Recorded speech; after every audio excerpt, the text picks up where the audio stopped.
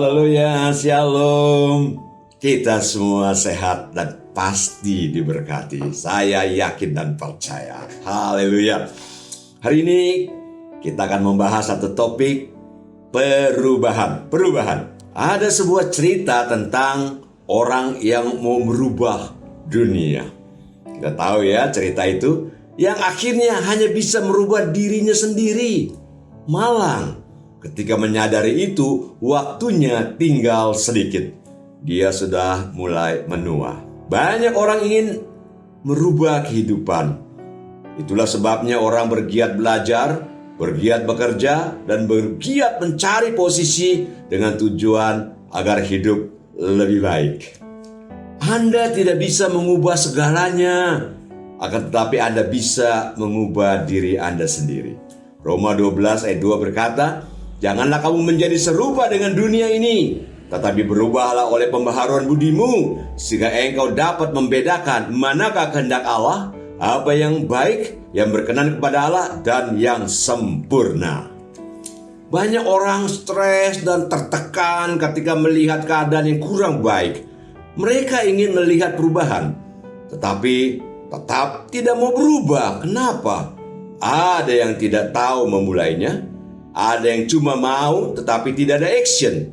Contoh, ketika melihat banjir yang terjadi, banyak orang mengomel dan memaki-maki, menyalakan sampah yang berserakan di mana-mana, yang menyumbat selokan. Anehnya, orang yang komplain tersebut malah suka membuang sampah sembarangan.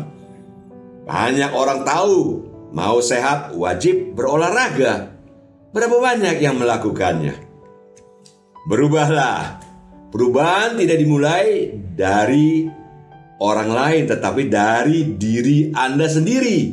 Sebab kita tak bisa mengubah orang lain jika diri kita sendiri tidak mau berubah. Perubahan tidak karena zaman atau situasi atau menunggu kesempatan yang belum juga kunjung datang. Engkau harus meraih sendiri. Ingat, Allah memberikan kepadamu talenta. Matius 25 ayat 15.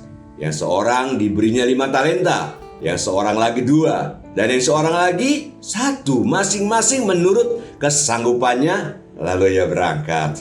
Ada padamu kemampuan, kembangkanlah itu dengan cara belajar, membaca firman Tuhan, dan terus berdoa. Tambah lagi, bekerjalah dengan giat. Sebab saat ini adalah saat karunia Tuhan bagimu. Jangan ingat kegagalanmu dahulu. Jangan lihat keberhasilan orang lain, lalu kamu menjadi kecil hati. Pandang Yesus yang berkata, "Padamu ada masa depan." Amsal 23 ayat 18. Karena masa depan sungguh ada, dan harapanmu tidak akan hilang. Yeremia 29 ayat 11. Sebab aku ini mengetahui rancangan-rancangan apa yang ada padaku mengenai kamu. Demikianlah firman Tuhan, yaitu rancangan damai sejahtera dan bukan rancangan kecelakaan, untuk memberi kepadamu hari depan yang penuh harapan.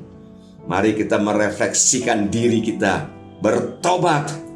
Sebab dunia semakin penuh sesak. Kita harus terus-menerus berdoa dan dekatkan diri kepada Tuhan. Kalau semakin banyak orang yang berlomba mencari keuntungan pribadi tanpa belas kasihan. Inilah saatnya kita mengembangkan diri kita. Kita merubah diri kita sendiri. Ini saatnya kita menerima janji Tuhan sesuai dengan anugerahnya.